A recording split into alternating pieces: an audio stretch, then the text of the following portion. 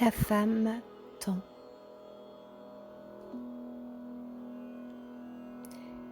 Au temps de l'attente, de la rencontre avec l'autre, je danse en suspension sur la 4e dimension. Femme air, femme mer, les pieds dans le vide, un espace, un lieu. Je me tourne vers l'indéterminé, l'aléatoire du hasard.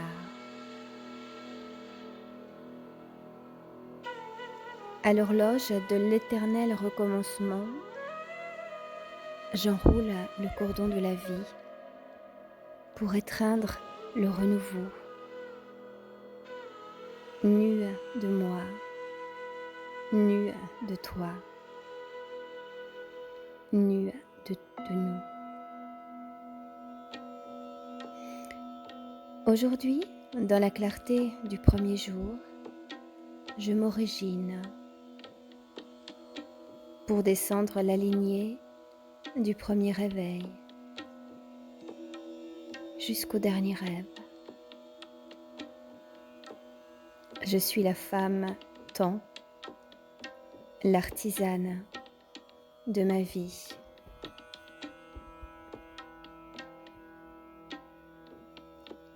Comprendre cette dimension du temps,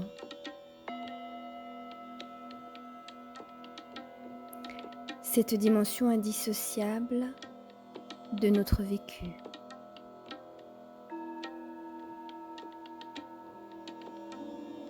Le temps indique le moment où s'opère toute transformation. C'est dans le temps que nous avons vu le jour. C'est dans le temps que nous passerons de vie à trépas. C'est dans le temps que tout se construit, se déconstruit, se détruit et se reconstruit dans un cycle perpétuel.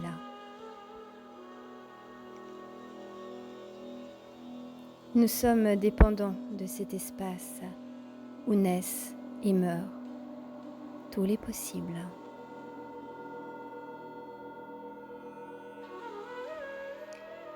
En principe, je dis bien, le temps se situe sur une ligne continue de A à Z.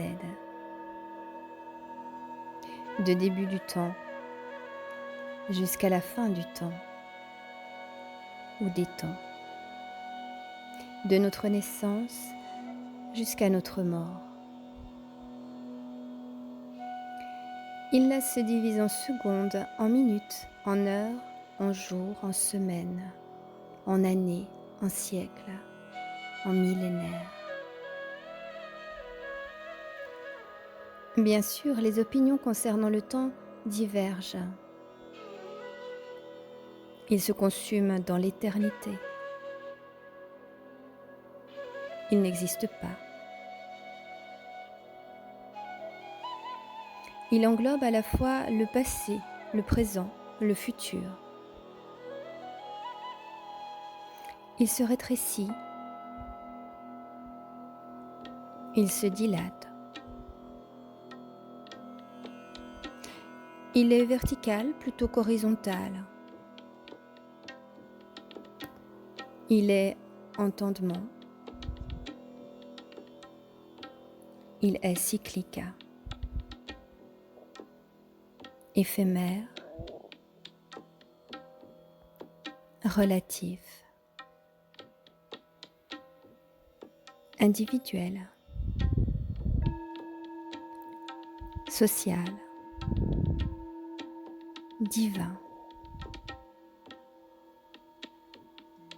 Mathématique. Illusoire. Qu'en est-il exactement? Comment le concept du temps peut-il nous servir? Dans la démarche de reconquérir la femme en nous.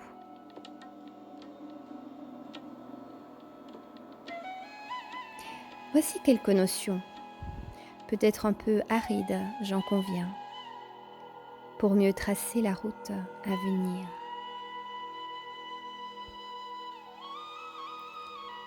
Le concept du temps est incontournable sur notre planète. Il est imprimé sur la peau de notre irréfutable histoire.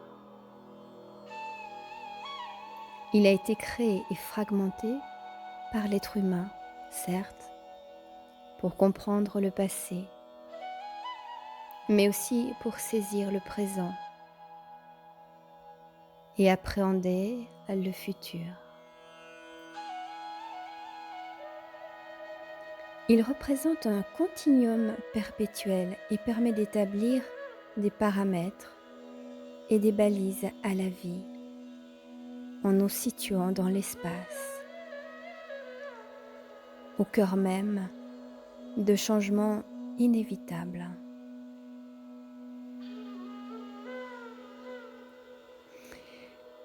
Les premières références au temps ont été les suivantes. Le cycle lunaire. L'observation du déplacement de l'ombre à partir d'un objet.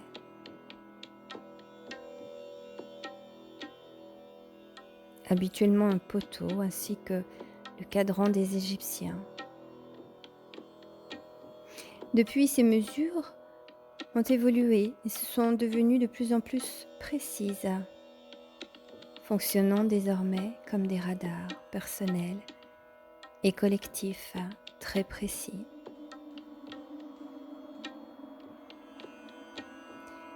Dans les archives de ce temps incapturable se trouve une vie propre.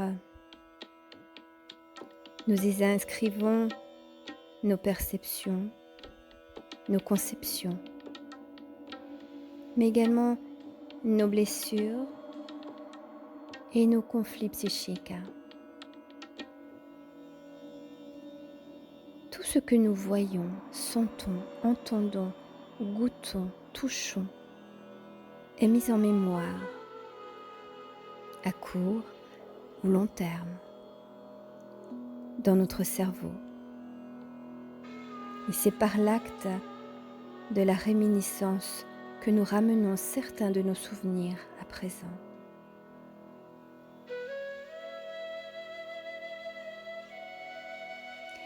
Bien qu'ils soient à l'occasion flous, indistincts, délavés par les années, et que beaucoup de leurs éléments croupissent dans l'oubli éternel, certains ont parfois une intensité émotionnelle aussi réelle que si nous revivions au présent les événements d'antan. Ce que nous avons assimilé par tous nos sens et dans notre mémoire force sans cesse les fondations de notre avenir qui un jour deviendra notre présent, puis notre passé. Dans ce système de référence et de repères qu'est le temps, nous cheminons, évoluons inlassablement. Le temps nous métamorphose, corps et esprit.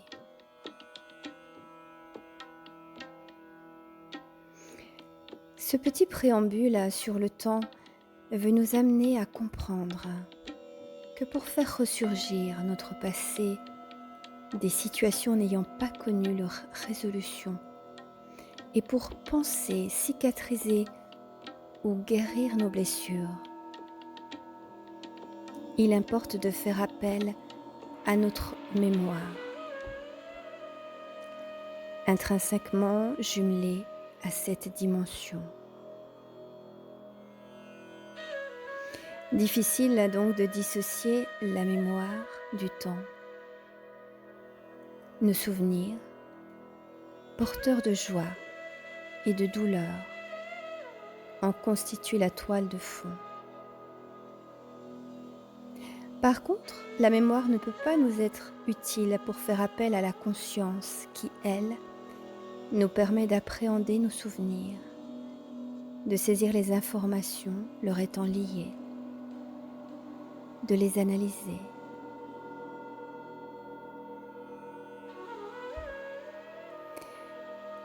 Prendre conscience de nos obscurités nécessite de nous arrêter, de rester en présence de ce qui est, de nous interroger.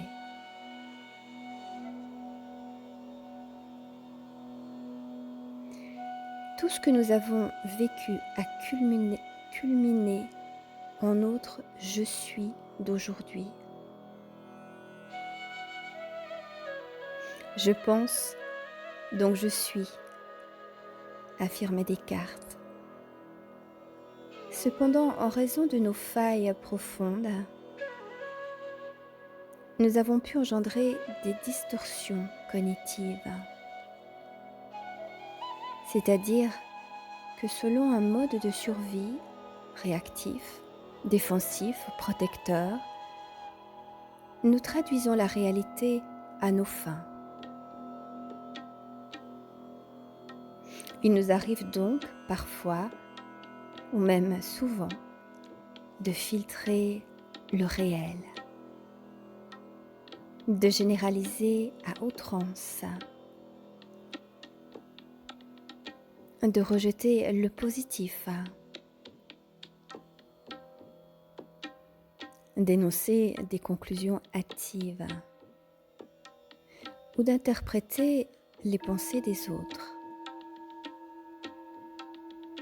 Minimiser ou exagérer les circonstances ou d'assumer l'entière responsabilité d'événements malheureux. Bref, de nous leurrer. Ces notions sur les déformations de la réalité, je les ai apprises parfois à la dure école, avec un psychologue et un de mes professeurs en analyse transactionnelle. Cela ne veut pas dire que je sois devenue à l'abri de pensées erronées, inconscientes. Quand la réalité paraît trop brutale ou inadmissible,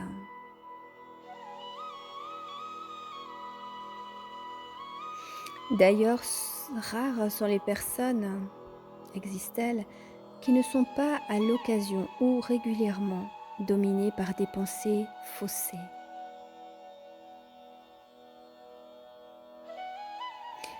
Heureusement, rien n'est figé dans le temps.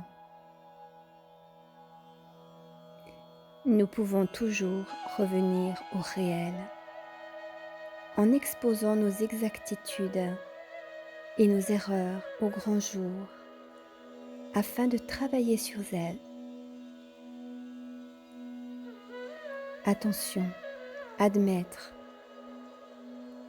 à l'inverse, que les autres ont la stricte vérité sur ce que nous pensons peut s'avérer une méprise. Un travail d'introspection nous guidera davantage vers l'authenticité.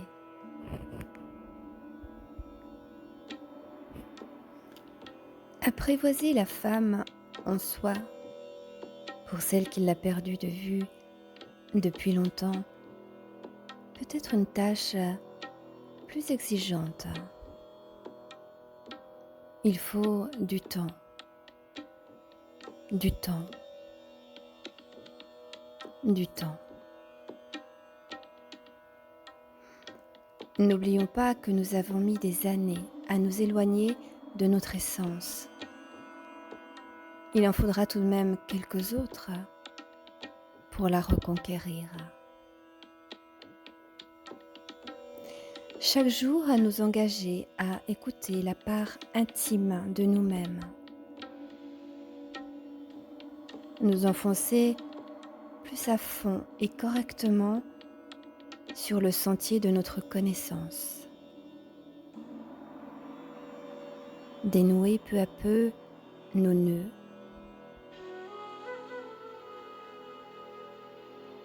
permettra tôt ou tard de vivre un meilleur équilibre intérieur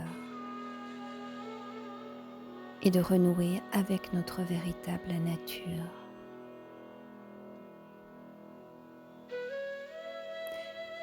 En nous donnant la permission d'accueillir ce qui est présent en nous, nos doutes, nos errances, nos emprises, nos pertes, nos pulsions de mort, nos répétitions de névrose, nos angoisses de séparation, nous ouvrons ou entrebâillons la porte à une ou à des modifications personnelles pour une vie plus riche de possibilités et d'enseignements. Peu importe ce qui a été vécu par le passé et jusqu'à présent,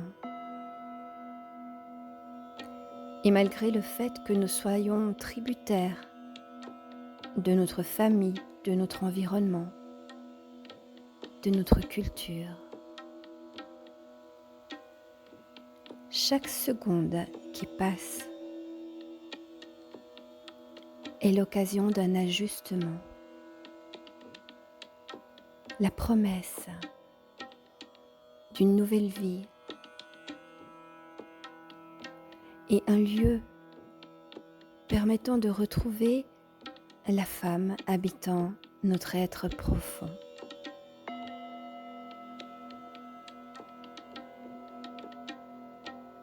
La première étape de notre voyage intérieur commence par le désir d'acquiescer au changement. Nous devons d'abord faire le choix, dans le temps,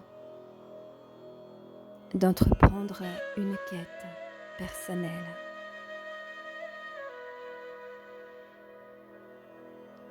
Pour nous-mêmes, seulement pour nous-mêmes.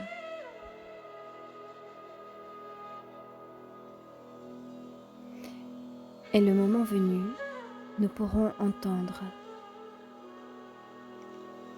l'autre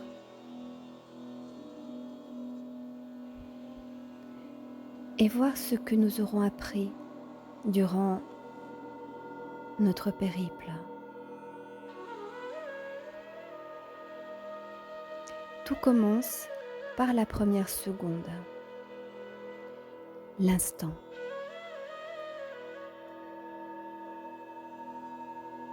Celui où l'on décide de s'engager sur la route.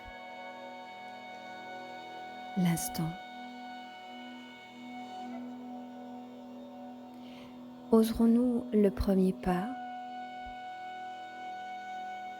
Prendrons-nous le temps de revenir à l'essentiel, nous-mêmes?